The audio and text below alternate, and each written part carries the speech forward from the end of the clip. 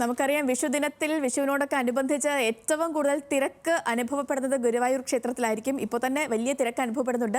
പുലർച്ചെ 2:45 മുതൽ ഭക്തർക്ക് വിഷുക്കണി ദർശനമുണ്ടായിരിക്കും. തിരക്ക് പരിഗണിച്ച് വിഷുക്കണി ദർശനത്തിനും ക്ഷേത്ര ദർശനത്തിനും നിയന്ത്രണങ്ങൾ ഏർപ്പെടുത്തിയിട്ടുണ്ട്. ഗുരുവായൂരിൽ നിന്ന് നമ്മുടെ ലെവിൻ കെ വിജയൻ ചേരുന്നു. ലെവിൻ, ഗുരുവായൂരിലെ വിഷു ദിവസത്തെ തിരക്ക് അതെത്രത്തോളമാണെന്ന് നമുക്കറിയാം.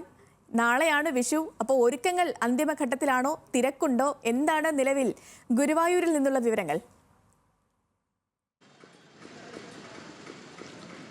സേതു, നമുക്കറിയാം ഏറ്റവും കൂടുതൽ ശ്രീകൃഷ്ണ ഭക്തർ കണി കാണാനായി എത്തുന്ന ക്ഷേത്രമാണ് ഗുരുവായൂർ. കേരളത്തിലെ എല്ലാ സ്ഥലങ്ങളിൽ നിന്നും ഇതര സംസ്ഥാനങ്ങളിൽ നിന്നും അടക്കം വിഷുദിനത്തിൽ വലിയ തിരക്കാണ് ഇവിടെ അനുഭവപ്പെടാറുള്ളത്. അതിൻ്റെ ഇനിയും മണിക്കൂറുകളുണ്ട് എങ്കിൽ പോലും ഇതിനോടകം തന്നെ നിരവധിയായിട്ടുള്ള ആളുകൾ ഈ ക്ഷേത്ര പരിസരത്ത് എത്തി തമ്പടിച്ചിട്ടുണ്ട്. അത്തരത്തിൽ വലിയ തിരക്ക് അനുഭവപ്പെടുന്ന ഒരു സാഹചര്യം കൂടിയാണ് ക്ഷേത്രത്തിലെ സംബന്ധിച്ച് പറയാനുള്ളത്.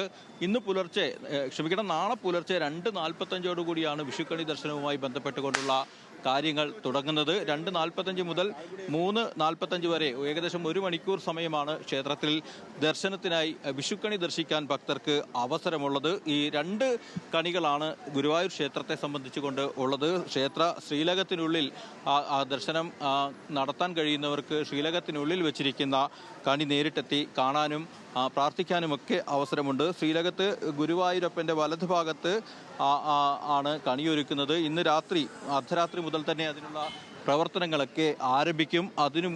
അതോടൊപ്പം തന്നെ ശ്രീലകത്തിന് പുറത്ത് കിഴക്കേ നടയിൽ പ്രത്യേകമായി ഭക്തർക്ക് ക്ഷേത്രത്തിനുള്ളിൽ കയറി തൊഴാൻ കഴിയാത്ത ഭക്തർക്കായിട്ടുള്ള കണിയും ഒരുക്കുന്നുണ്ട്. ഏതായാലും ഇന്ന് അർദ്ധരാത്രി മുതൽ തന്നെ സാധാരണഗതിയിൽ ഭക്തർ ഇവിടെ എത്തി തമ്പടിച്ച് കാത്തിരുന്ന് വിഷുക്കണി ദർശനം കണ്ടുമടങ്ങുന്ന ഒരു പതിവാണ് ഗുരുവായൂരിനെ സംബന്ധിച്ചുകൊണ്ട് ഉള്ളത്. അതിനോടനുബന്ധിച്ച് ഈ സമീപത്ത് അടക്കമുള്ള വ്യാപാര സ്ഥാപനങ്ങളിലും കച്ചവട സ്ഥാപനങ്ങളിലും ഒക്കെ തന്നെ വലിയ തിരക്കും മറ്റുമൊക്കെയാണ് ഉള്ളത്. ഇവിടെ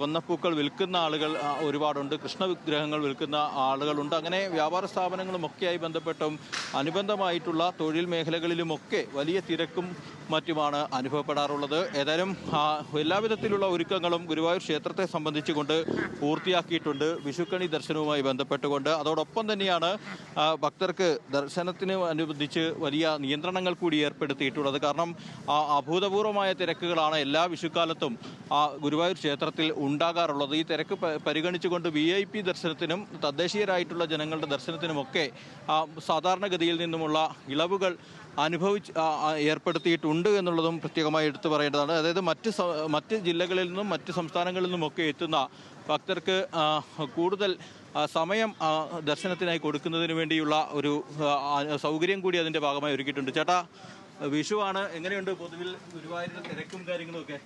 നല്ല തിരക്കാണ്, കുഴപ്പമൊന്നുമില്ല. രാത്രി എല്ലാവരും തന്നെ ഇവിടെ വന്ന് തമ്പടിക്കുന്ന ഒരു സാഹചര്യം ഉണ്ടല്ലോ. മൊത്തത്തിൽ തിരക്ക് കൂടുതലാണ്. സാധാരണ വിഷു ടൈമിലൊക്കെ തലേദിവസമൊക്കെ നല്ല തിരക്കുണ്ടാവണതാണ്. ഇപ്പൊ പ്രത്യേകിച്ചും ഉണ്ട്. സ്കൂള് കുഴപ്പമില്ല, കച്ചവടമൊക്കെ ഇങ്ങനെ കുഴപ്പമില്ലാതെ പോകണം. കൊന്നപ്പൂവ് നമ്മൾ ചെയ്യാറില്ല, വേറെ ആൾക്കാരാണ്. അവർക്ക് നല്ല കച്ചവടം തന്നെയാണ്. അതിപ്പോ കൊണ്ടുവച്ചാൽ അപ്പോഴേക്കും തീർന്നു. കച്ചവടം എല്ലാവർക്കും കുഴപ്പമില്ലാത്ത രീതിയിലുണ്ട്. അങ്ങനെ തന്നെയാണ് ചേട്ടൻ പറഞ്ഞു കഴിഞ്ഞു. വിൽക്കുന്ന ദൃശ്യങ്ങൾ കൂടിയൊക്കെ നമുക്ക് കാണാൻ പറ്റും അദ്ദേഹത്തോടു കൂടി.